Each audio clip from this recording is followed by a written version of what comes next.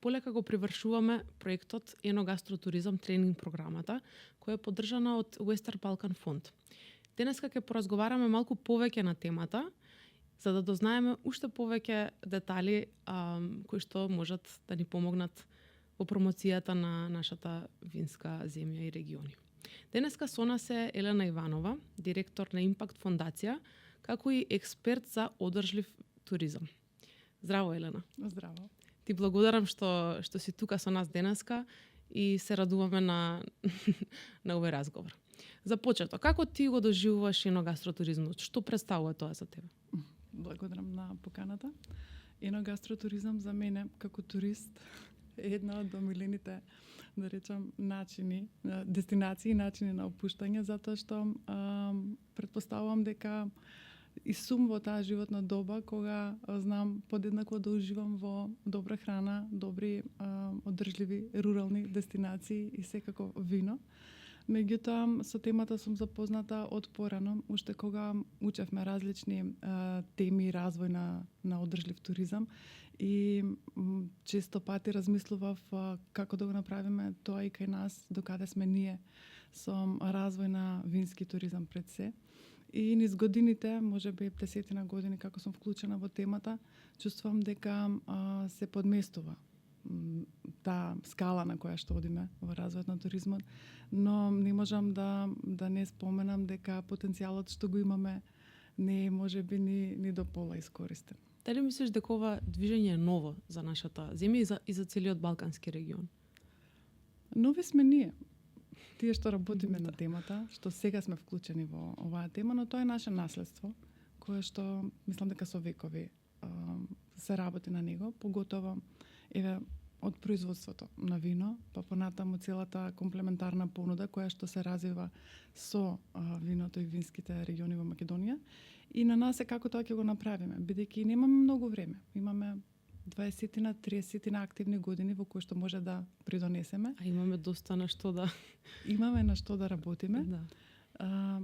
Времето можеби не е толку на наша страна, колку што е новото општество, технологијата, трендот на развој што се случува околу нас и кој што мислам дека ни оди во прилог, дека можеме да го доискористиме, затоа што никогаш порано немавме толку развиен невладен сектор кој што ги потпомага државните иницијативи, толку развиени винари, наследуваме веќе развиени капацитети за сместување кои што порано, особено за винскиот туризам, и ги немаше. Сето тоа многу малку, но е тука, значи дека разбирањето се менува, дека јас верувам дека нашата борба ќе биде малку полесна. Елена, што мислиш дека се најголемите предизвици што се во овој регион во однос на развивање и на промовирање на тој еногастротуризам или одржлив туризам?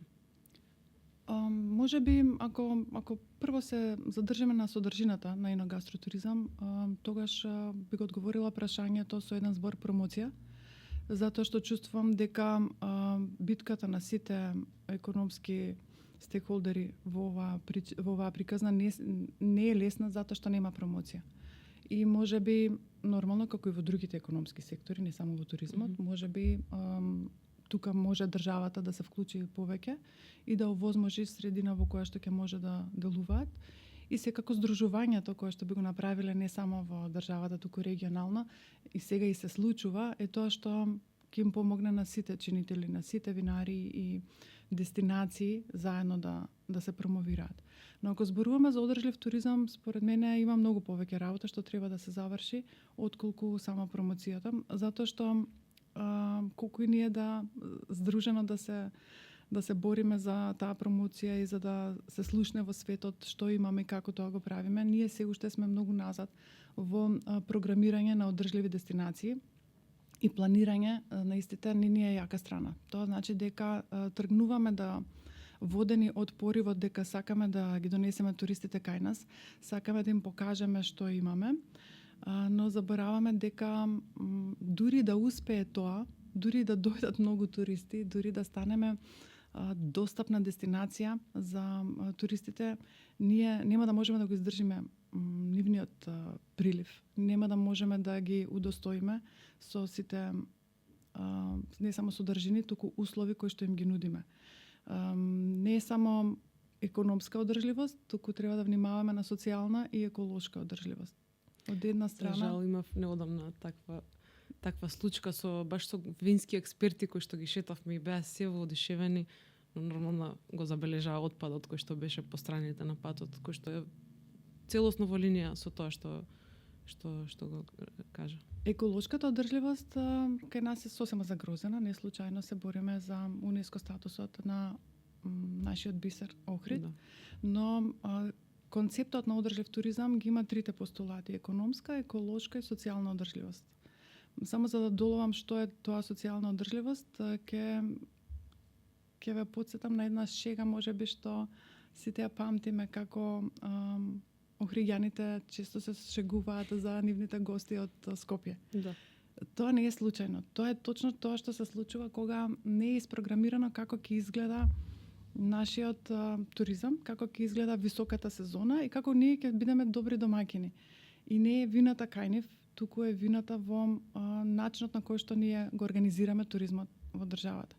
Во социјална одржливост гледам аларми и кај винскиот туризам, затоа што често пати се одвива во дестинации кои што се рурални и кои што немаат капацитет да ги вдомат сите гости, меѓутоа и теретот паѓа на локалното население, кој што треба да ги издржи сите побарувања на хотелите, на рестораните и понатаму се што ќе се понуди од содржина. И во тоа е проблемот на одржливоста, дека треба да започне да се решава пред да испрограмираме економска одржливост. Како мислиш дека тоа може да се направи и дали може да се направи? Може. Ние сме многу далеку, сега Македонија е земја во развој, меѓутоа има многу неразвиени земји во светот и гледаме како ние како туристи како одиме во Африка. Значи тоа функционира, но прашањето е што ќе се случи отпосле. Заради тоа клучно е да на ниво на општина, на ниво на држава, на ниво на регион да се прават работни групи во кои што се вклучува државата, локалната самоуправа, приватниот сектор и секако населението. Значи партиципативно и инклузивно се осмислува што е тоа што ќе се нуди, се прави стратегија и како ќе се нуди. Не е толку тешко да се согледа кои се јаките страни на туризмот на една дестинација, но тоа што е тешко е да не се западне во замката на себе промовирање, бидејќи постулатите на економската одржливост велат треба да се понуди на туристите тоа што тие сакаат да видат, а не тоа што ние мислиме дека имаме. И нашата замката во која што ние често пати паѓаме е дека ние се водиме од понудата и тоа што ние имаме и мислиме дека е најдобро. Навистина е добро, но можеби некогаш на погрешни туристи им го представуваме, кои што и нема па толку да го ценат. Нас ни треба да процениме кои се нашите туристи, што тие сакаат и како тоа ќе го нудиме. Според мене да задржиме и автентичноста, бидејќи многу пати баш тоа што го спомена. Пробуваме да бидеме нешто кое што не смели да нудиме работи кои што воопшто не се во согласност со тоа што треба да бидат. Добро, ние сите се сеќаваме кога почнаа понудите во Охрид да се преведуваат на холандски јазик. Кога почна понудата за храна во Охрид пред 10 години да се интернационализира и да полека да се подместува од нашата традиционална храна. Немаше таква автентична понуда, меѓутоа мислам дека тоа секогаш и кратко трае и од тоа толку многу не се плашам, колку од стратешките грешки што можеме да ги направиме како држава, кога приоѓаме на саеми, кога себе се промовираме и кога ги бараме нашите партнери. И овде навистина сакам да потенцирам дека нашите туристички агенции кои што работат incoming туризам во Македонија завршуваат одлична работа. Ти има толку осет за тоа што туристите бараат, што понудите кои што ги развиваат често пати се регионални, значи не се само македонски. Тие ги адаптираат на нивните потреби, вкусови и интереси. Од друга страна, ние можеме да понатаму да зборуваме за регионална стратегија што се уште не постои, а која што ќе не извлече надвор како конкурентен регион. Се согласувам. И тука осогласувањето на таа регионална понуда е вистинска работа, да не речам, можеби не толку макотрпна колку што е временски захтевна. Потребно да се соберат 15-20 чинители на една маса и тоа да трае една година за да се заврши. Но општо познато е дека планирањето однапред ги спасува сите понатамошни Целосно. Меѓутоа, таа стратегија не треба да остане на хартија, туку да се примени. Да, но за среќа и стратегиите што ги пишуваме на хартија се добар почеток за се што понатаму ќе направат сите чинители. Многу често сега веќе и новите грантови кои што се доделуваат за пристап до фондови за развој на нови туристички понуди ги бараат стратегиите и усогласеноста на новата понуда со стратегиите. Да, можеби е на хартија, но во еден момент кога ќе треба да развиваме нешто со големи фондови, тоа ќе мора да биде порамнето. Јас не се сомневам во капацитетот на нашите институции тоа да се спроведе. Колку мислиш дека знаењата на сите актери во секторот, од угостители до винари и така натаму, колку имаат недостаток на знаење како да ги извршат и тие промоции и да ги создадат тие искуства кои што треба да бидат формирани како понуда.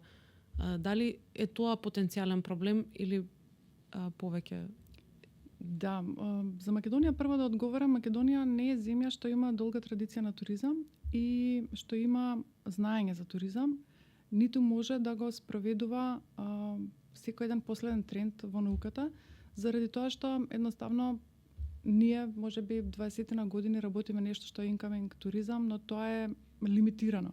Ако ја земеме за споредба нашата, да речам, не би рекла дека не е водилка, меѓутоа сите закони ги копираме од Хрватска, ама контекстот не ни е хрватскиот. И ако ги споредиме условите во кои што ние функционираме, сето знаење ни доаѓа од Хрватска. А Хрватска има крајбрежен туризам, го диктираше темпото на развој на туризмот во Југославија и денес се уште ја користи нашата работна сила. Според тоа, едукацијата па за среќа е за цел живот. Нели имавме lifelong learning проекти каде што трендовите лесно се учат затоа што сега ни се повеќе од било кога достапни и можеме да ги тестираме. Ние сме мала земја и тоа е нашата предност. Брзо ги гледаме резултатите од тоа што го правиме. И понатаму, еве, учевме од Словенија одржлив туризам, затоа што Словенија во рок од 5 години одлучи на ниво на држава, значи топ-даун одлука, дека ќе спроведува одржлив туризам и дека ако не е таков, нема да го прави. Значи, со исклучување на секакви форми на туризам. Нашето знаење и ден денес се акумулира, можеби не доволно се дистрибуира, се уште немаме настрана од академските форми како универзитетот, факултетот во Охрид, ние немаме неформални обуки за туризам, можеби повеќе за меки вештини во туризмот. Меѓутоа, благодарение на сите проекти, невладени организации, еве јас исто така учев со помош на сите можни обуки што беа достапни преку амбасади и преку невладени организации. Мислам дека може да се реши. Мала земја сме, не сме толку големо население, секој што може да учи има како. Да. А какви се можностите за финансирање или некаква дури и техничка помош на сите овие влијателни фактори и учесници во еногастротуризмот? Во моментот најголем поддржувач е Европската унија и сите фондови одат во таа насока, поготоа тие што одржуваат, што помагаат развој на инфраструктура, сите се европски, тука се тие предпристапни фондови, ИПА, ИПАРТ фондовите, и се многу исплатливи во моментот, да речам, најповолни за развој на инфраструктура во туризмот. Туризмот бара инфраструктура затоа што тука имаме сериозен недвижен имот, значи хотели, куќи, сместувања и секако транспорт, значи патишта. Без тоа не може ни да се почне. А ако погледнете тоа што го имаме, дали е доволно, еве дури да претпоставиме дека имаме еколошки одржливи дестинации, еве Словенија да видиме, ние се уште не можеме да испромовираме што имаме и каде тоа се наоѓа и најстрашното се до нас не може да се стигне. Имаме некои чартер летови, имаме некои линии кои што летаат до таму каде што е нашата диаспора и тоа е тоа. Иако е за пофалба, какви резултати имаме во последно време со на Скопскиот аеродром, на вистина има нови линии, но тие не се редовни линии кои што носат туристи, туку личи повеќе дека правиме outgoing туризам со тие линии. Така некако. И стигаме најлесно до нашата диаспора во ред. Океј, тоа е тоа што го имаме. Сега да видиме што може да направиме понатаму со тоа. Сите наши чинители во туризмот се директно зависни од фондовите кои што им ги даваме на располагање преку различни форми. Мислам дека уште долго време, освен Европската унија, нема да има поголеми поддржувачи на инфраструктурни проекти.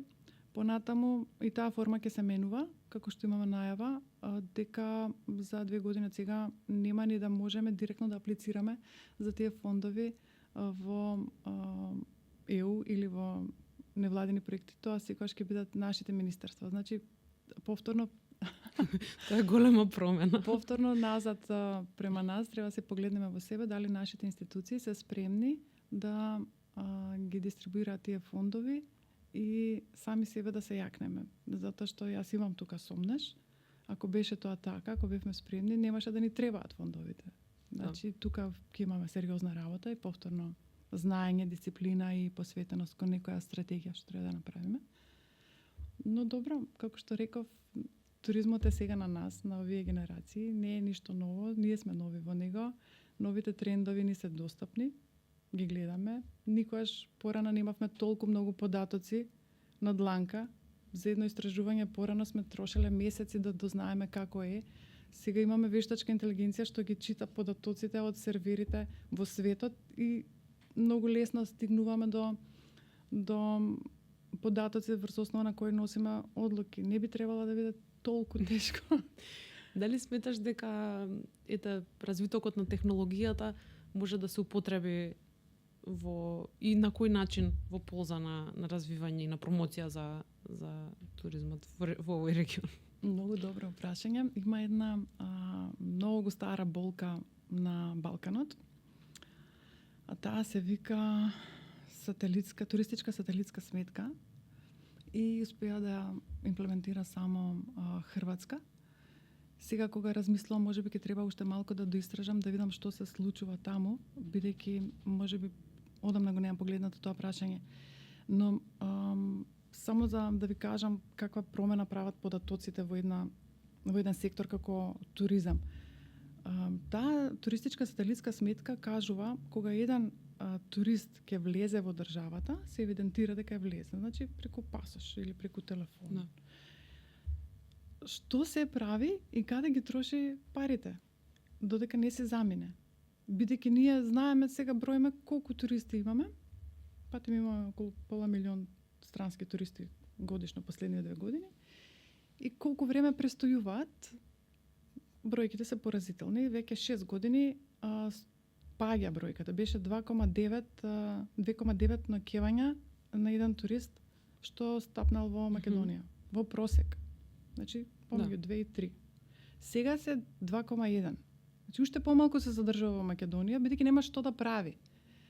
И сега ние знаеме дека тој нема што да прави, ние знаеме каде е и ги гледаме. Океј, се трошат пари по тури, може по моловите што ги направивме, можеби нешто можеби ќе си купат, можеби ќе видат, ние не знаеме што е тоа. Не можеме да ги акумулираме тие податоци.